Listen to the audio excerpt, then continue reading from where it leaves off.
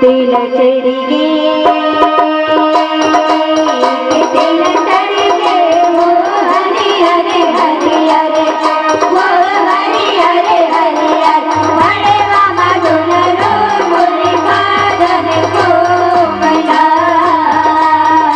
बड़े मामा दुलरो मोरे बादन को मिला दूरी तेल चढ़ी गे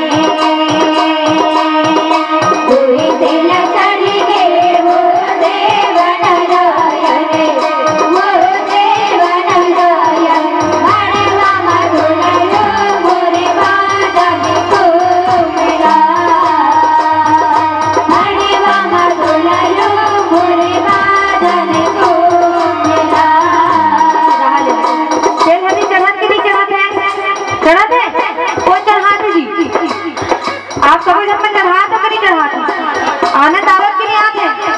आवत है ना कैसे लागी बहने लागी कैसे लागी बहने लागी ना तो तीसरा तेल चढ़ा बजाई हो चलो बाबू तीनी तेल चढ़ी गे तीनी तेल चढ़ी गे वो हरि हरे हरि हरे वो हरि हरे हरि हरे बड़े मामा दुलरो मोरे बादन को मिला बड़े मामा दुलरो मोरे बादन को मिला बड़े मामा दुलरो मोरे बादन को मिला। सुंदर तेल हरिचरण भगवान शंकर के खड़गपुर में गहिरा हुई हवत नहीं है एक आदमी बैठा गहरी में हैं खड़गपुर में गहिरा है ना दोहा पर आते नहीं पाए सब घर गाय वाय खावे कोई नहीं अबे नहीं गा अब अभी खिचड़ी खाओ नहीं खाओ देवारी में हैं और जिगर गाय में खिचड़ी नहीं खाओ ना ते मन हो गई और जिगर गाय में खिचड़ी खाओ ते मन नहीं हो गई कई यार मन मरखंडा हो जा रहे थे है ना तो आंशी भवानी खड़गपुर की ओर से भगवान के चरण कमल में सुंदर बीज अर्पण हुए भगवान आपके घर में 20 की जगह अनेक नंदाजी बना रहे बोल राजा रामचंद्र की जय। ताव बोले तारा जी के सुंदर रात्रि के बेला में सपनाकारी मंडल हटी चढ़ावत गई हो और सबके दोहा जो भगवान इच्छा जो दोहा सब जन पारा तेरा कहे का अरे लौड़ी चढ़ी भैया और लौड़ी का बताते जी का बताते लौड़ी चढ़ी भैया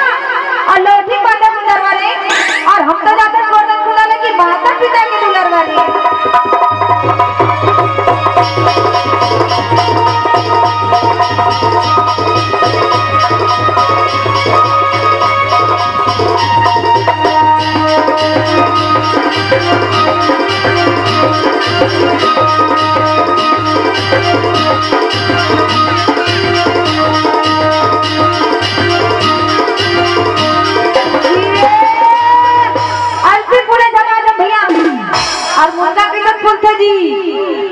कैसा बात है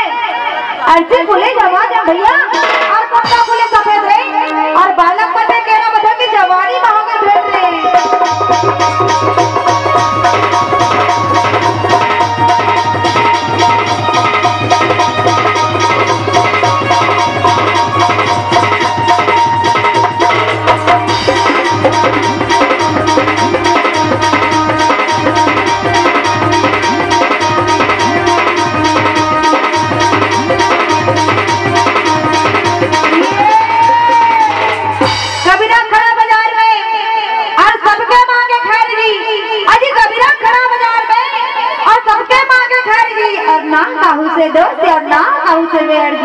राम भजो राम लखन दिया राम राम भजो राम लखन दिया राम राम भजो राम लखन दिया राम राम भजो राम लखन दिया राम राम भजो राम लखन दिया राम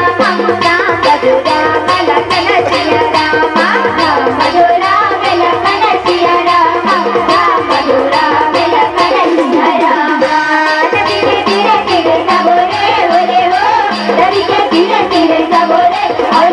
गली गली लाइन मारा नदी के धीरे धीरे सबोरे हो रे हो नदी के धीरे धीरे सबोरे काले पारा